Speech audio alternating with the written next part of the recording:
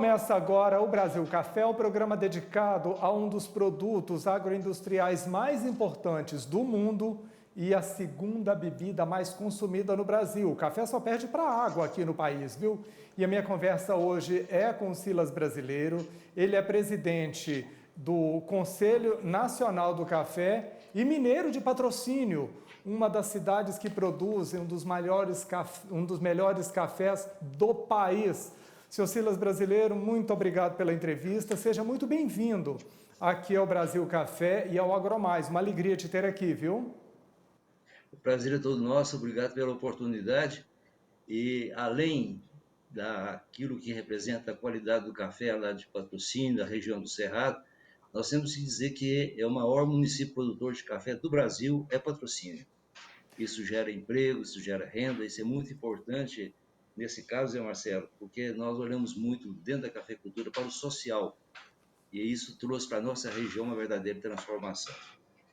Mas quem toma aquele café dali do Cerrado, normalmente ele agrada ao paladar, e quando se faz um blend com os demais cafés produzidos no Brasil, melhor se torna ainda, porque nós temos realmente uma infinidade de blends que se faz usando cafés de várias regiões, nós somos 16 estados produtores de café, e isso realmente torna uma bebida extremamente agradável, uma bebida que você toma pelo prazer de tomar uma boa taça de café e não pelo vício de tomar uma xícara de café de quando em quando.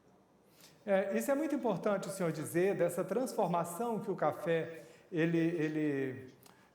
proporciona para o país, porque além de gerar divisas, o senhor disse aí, gera muitos empregos e gera também muita tradição familiar, né? Eu falei aqui que o senhor é de Patrocínio, eu tenho uma alegria de vez ou outra receber café produzido por algumas famílias de Patrocínio. Isso é muito importante para a identidade cultural brasileira, não é?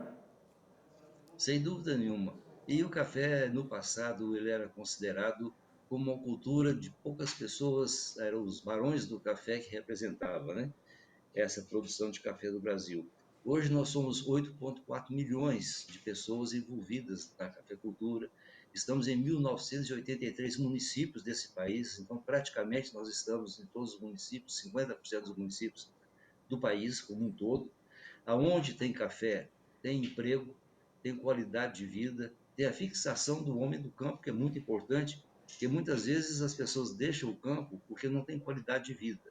E quando ele tem qualidade de vida, aí ele permanece lá porque ele tem conforto, ele mantém ao lado da sua família e ele tem renda. Isso realmente faz um diferencial muito grande. E a cafeicultura, ela é interessante, que ela destaca também pela nossa evolução que nós temos feito em cima daquilo que nós chamamos de pesquisa cafeeira do consórcio Embrapa Café, onde nós tornamos os cafés do Brasil, além da qualidade superior, nós ocupávamos aí há 10 anos atrás 2,7 milhões de hectares de café. Hoje nós ocupamos 1,8 e produzimos 4 vezes mais do que nesse passado. Então, é uma cultura que você não tem que agredir o meio ambiente em nenhum momento. Você não tem que arrancar uma árvore sequer para você aumentar realmente a área para produzir café. Então, nós respeitamos muito o meio ambiente, isso é muito importante. Passamos isso como uma condição da sustentabilidade da cafeicultura brasileira e o social, que para nós, inclusive agora na pandemia, conseguimos fazer uma super safra no Brasil, e, como consequência, nenhum resultado que viesse a afetar a saúde do trabalhador, daquele que presta serviço no dia a dia, porque todos os cuidados foram providenciados exatamente através de cartilhas e orientações, mostrando para o trabalhador que nós preocupamos sim com a saúde dele, com o bem-estar dele e da sua família. Importante o senhor falar sobre esses cuidados durante a pandemia, porque eu queria saber justamente como é que o setor cafeiro ele se comportou durante a pandemia, como ele foi atingido pela pandemia, se isso modificou, por exemplo, a forma e o ritmo do plantio e do replantio de cafezais nessa época. Na verdade, a pandemia ela trouxe para nós algumas é, exemplos de crise que nós jamais pensávamos que iríamos enfrentar nesse país como um todo, e junto com isso, nós tivemos também uma mudança climática muito adversa. Foi realmente a maior seca que nós já tivemos nos últimos anos dentro da cafeicultura.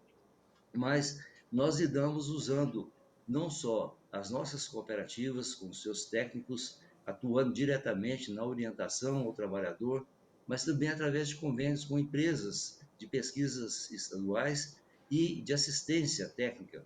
No caso, por exemplo, de Minas Gerais, nós fizemos um convênio com a Emater e editamos uma cartilha em conjunto, onde nós mostrávamos realmente os riscos que o trabalhador poderia correr, o que eu deveria evitar para que aquilo não ocorresse, e por isso nós fizemos uma colheita muito tranquila.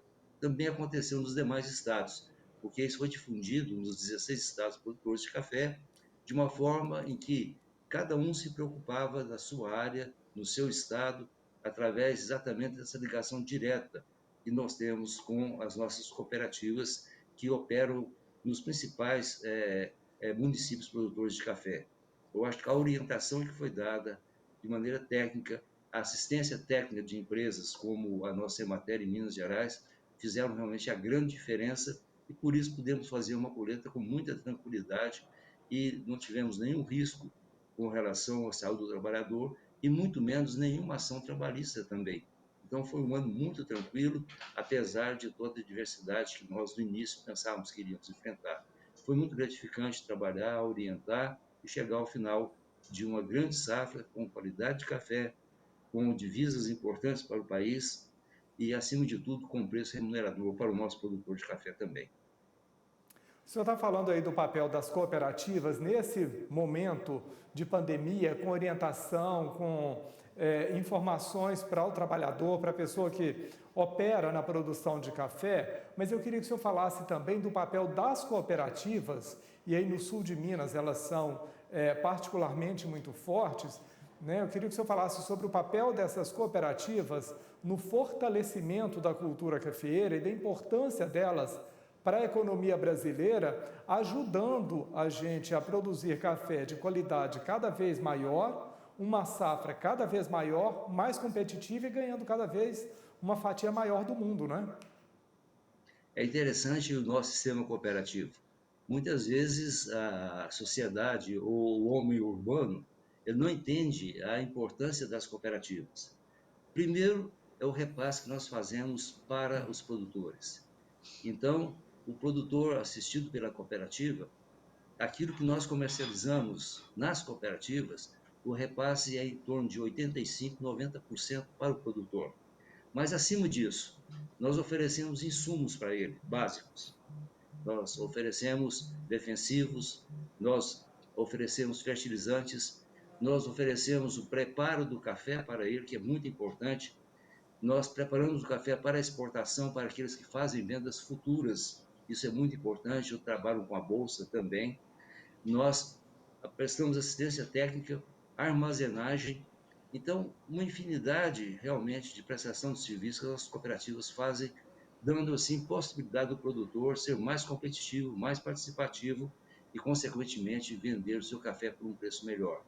Então, a ação que se faz dentro das cooperativas, ela é muito social. E, além de tudo, quando chega no final do ano, nós ainda temos aquele bônus que nós fazemos, a gratificação, que são as sobras, quando há resultado na cooperativa. Algumas trabalham com sobras pequenas, porque, na verdade, durante a comercialização, durante o ano todo, fornecimento de insumos, financiamentos, nós fazemos aquilo para o produtor e já com praticamente sem margem.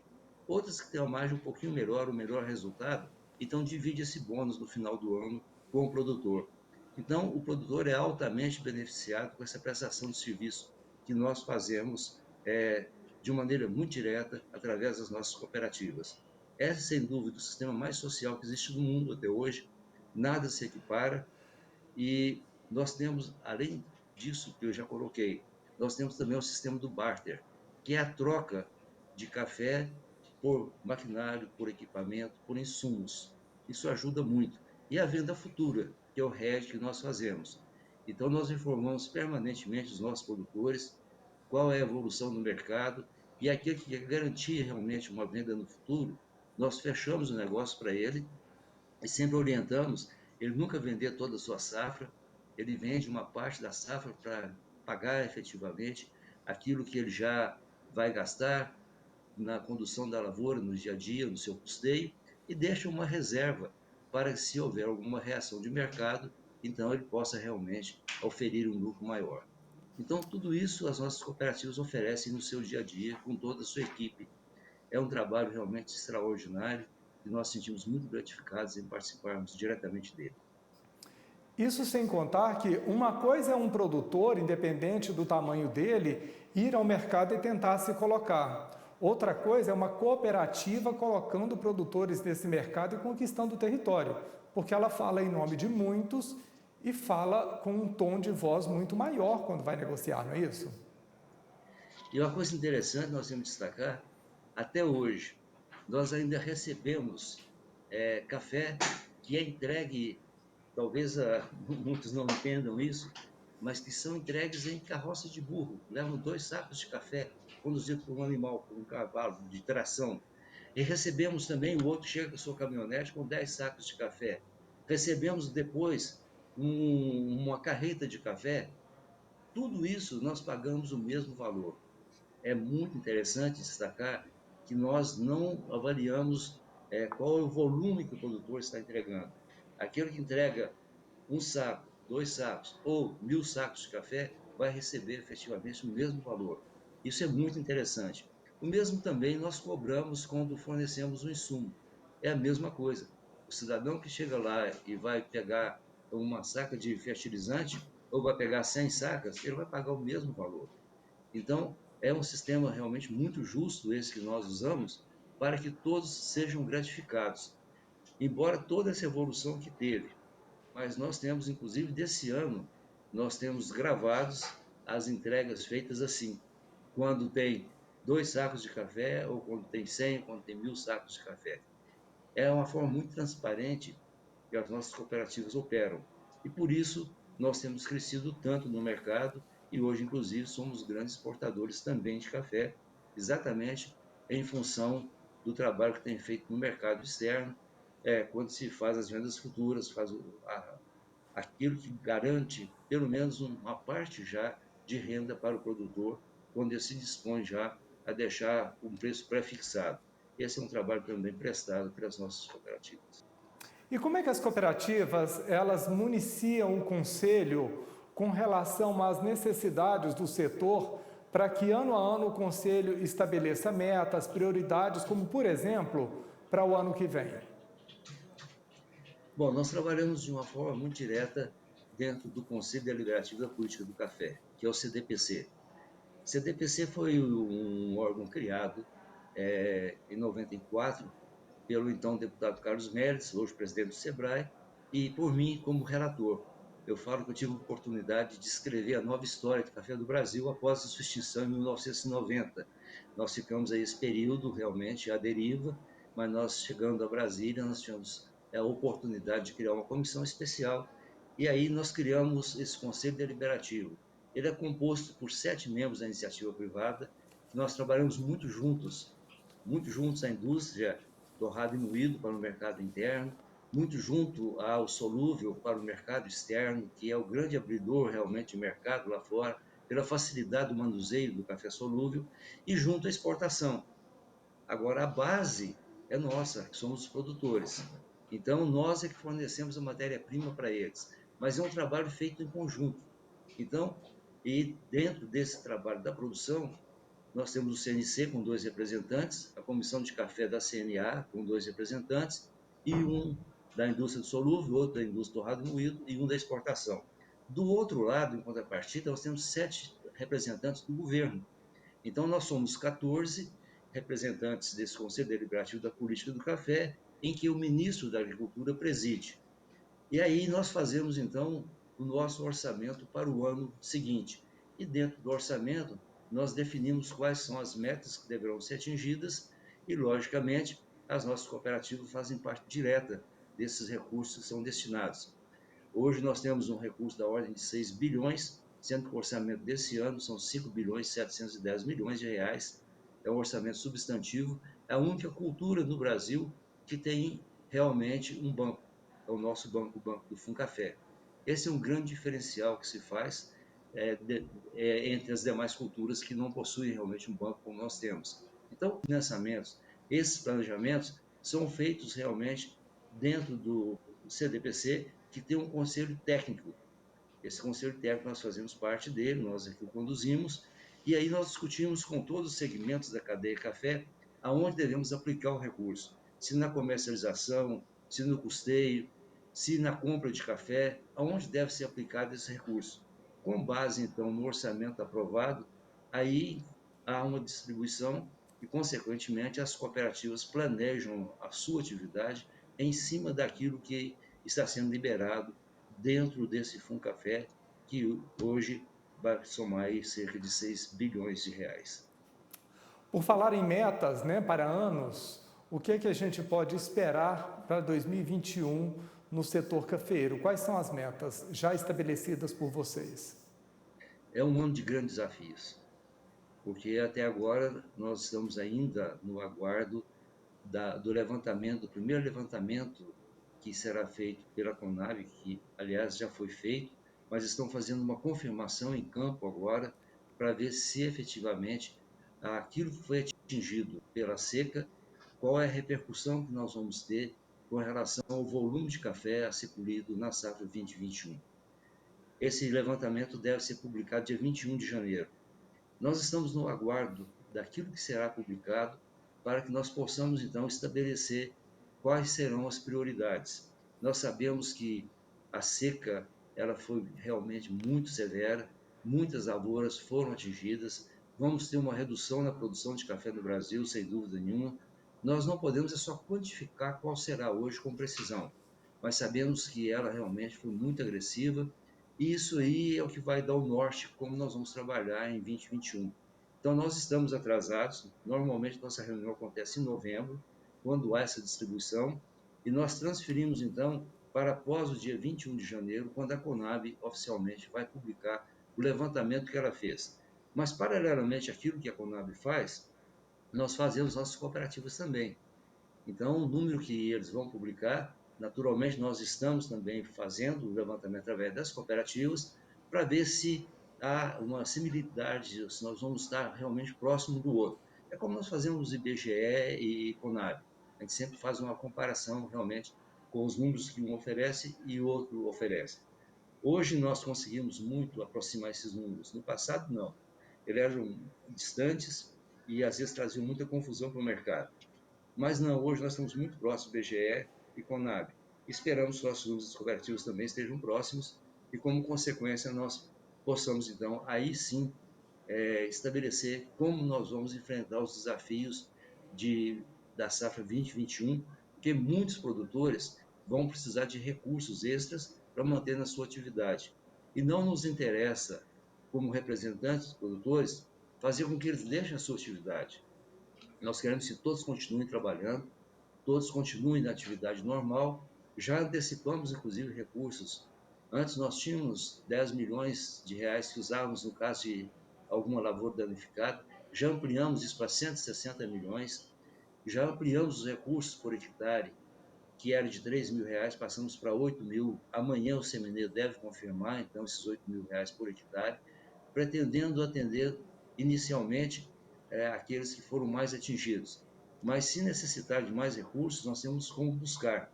E as nossas próprias cooperativas de crédito, que operam com o Funcafé também, já estão negociando com alguns produtores que já estão antecipando e buscando já como trabalhar a partir de agora. São dois projetos interessantes. Um projeto onde você vai erradicar o café, nesse caso, ou fazer uma poda drástica, e aí o produtor terá até 6 anos de prazo para pagar, com carência de 3 anos, com a remuneração do fundo de 2,25, e um outro projeto de 5 anos, também com 3 anos de carência, onde o produtor vai pagar a mesma taxa de remuneração de 2,25 ao ano, é muito importante destacar isso, no caso do esqueletamento. Então, e tudo isso vai ser precedido de um laudo técnico através de empresas de assistência técnica que possam efetivamente garantir que aquele fato aconteceu e que atingiu mais de 10% daquela lavoura. Então, nesse caso, ele vai atender o manual de crédito rural e vai se enquadrar e vai ter condição de recuperar, então, a sua lavoura e continuar na atividade produzindo normalmente. Então, isso nós conseguimos antecipar, mas realmente nós não temos ainda uma segurança se esse volume vai ser suficiente ou se vai, às vezes, até sobrar. A partir de 21 de janeiro, quando tivermos, então, esse levantamento, aí com precisão nós vamos ver. A única coisa que nós podemos antecipar é que a safra será menor, sem dúvida nenhuma. Muitos produtores foram atingidos e precisam desse socorro agora, nesse momento, para ele permanecer, então, na sua atividade normal. Importante o senhor falar isso até para tranquilizar esses produtores que tiveram perdas, que vão ter de erradicar parte ou toda a plantação, para eles poderem planejar o futuro também, né? Porque afinal de contas, se a gente vai ter uma quebra na produção, isso está no contrassenso de um aumento de demanda que é iminente, né? Sem dúvida, esse ano, inclusive, vai haver mais ou menos um equilíbrio. Há levantamentos aí que são feitos pela OIC, Organização Internacional do Café. Há alguns bancos envolvidos, como o Rabobank, por exemplo, que está muito envolvido na cafeicultura. E há, sem dúvida, uma variação muito grande das informações. Quando elas partem efetivamente de determinada área que foi mais atingida, ou quando um agente financeiro coloca, então, há poucos dias, por exemplo, nós líamos aí que teríamos uma quebra de cerca de 30%. Depois, agora, essa semana, nós vimos uma outra publicação do Rabobank que vai ser uma quebra em torno de 15%. Mas nós sabemos que ela vai ser grande. Isso sem dúvida nenhuma, constatado. Ela foi muito grave e o período da estiagem foi realmente muito longo. Vimos que as floradas foram ruins, elas quase não fixaram, e vamos ver agora, inclusive, também início de janeiro, se teremos veranico ou não. Se nós tivermos falta de chuva em janeiro, consequentemente vai refletir diretamente também no desenvolvimento do fruto. E isso vai gastar, então, mais frutos em casca que nós colhemos para tornar-se um saco de café limpo. Então, isso varia muito. Então, por isso é que ficou para o final de janeiro, para a gente ter realmente um número mais preciso, um número mais exato e saber qual é o socorro que o produtor vai receber. Mas você colocou muito bem, José Marcelo, que o que importa agora é o produtor ter a confiança que ele tem lideranças que estão trabalhando em benefício dele. Estamos em Brasília, aqui é o centro de poder de decisão, sem dúvida nenhuma. Nossas cooperativas estão em diversos municípios. Aqui o Conselho reporta 94 cooperativas produtoras de café. Nós somos o braço operacional da Organização das Cooperativas Brasileiras, da OCB, na área do café. Então, o CNC é esse braço operacional da OCB, e nós estamos com esse compromisso, juntamente com o nosso presidente Márcio Lopes e os presidentes das cooperativas, de atender os produtores. E temos a liderança também no Congresso Nacional, que é muito importante. Temos uma bancada que cuida do dia a dia, buscando também aprovar projetos que venham de encontro a essa necessidade de estender esses benefícios para os produtores que foram atingidos. Então, eu acho que quando o município, o executivo, através dos ministérios hoje, são menos, nós tínhamos dos 7 representantes, um de cada ministério, mas hoje nós ficamos com o Itamaraty, nós ficamos com o MAPA, que é o nosso ministério, o Ministério da Produção, e ficamos, então, com o Ministério da Economia. Então, ele forma os 7 do governo. Mas quando o governo tem boa vontade, e está tendo muito boa vontade, atendendo, sem dúvida, tudo aquilo que nós solicitamos, quando há compreensão da cadeia café como um todo, tanto da indústria quanto da exportação, quando as nossas cooperativas atuam de maneira muito direta junto ao produtor, falando com ele no dia a dia, os nossos parlamentares envolvidos, comprometidos, sim, em resolver essa situação, essa posição, e sentimos, inclusive, a velocidade que está acontecendo. Por exemplo, a solicitação feita ao CMNE o mês passado, eles aprovaram. Amanhã entra o voto realmente dessa elevação de 3 mil por hectare para 8 mil. Então, a gente vê que há realmente um interesse muito grande em atender os pleitos da cafeicultura em todo esse conjunto. E isso sim, nós estamos colocando, aproveitando essa oportunidade que vocês estão nos concedendo agora, através do Agro Mais da Band, para mostrar ao produtor que ele fique tranquilo, aguarde um pouco mais.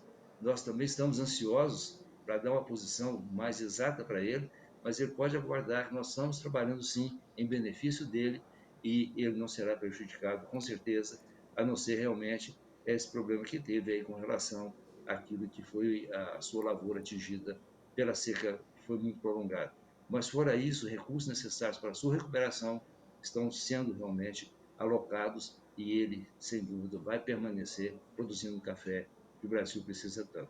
Senhor Silas Brasileiro, presidente do Conselho Nacional do Café, muito obrigado pela entrevista e esteja sempre muito bem-vindo aqui ao AgroMais, viu? Nós é que agradecemos a oportunidade, estaremos sempre à disposição. Estando em Brasília, passe aqui no nosso escritório do CNC para tomar um bom café, pode ter certeza disso. Convite aceito, vai ser um prazer. De várias regiões. Vai ser um prazer. Muito obrigado. E a você? Obrigado pela audiência, obrigado pela companhia. A gente vai ficando por aqui, mas você pode rever este e outros programas no canal do AgroMais no YouTube, tá? Até a próxima edição. Continue conosco com muita agroinformação aqui no AgroMais.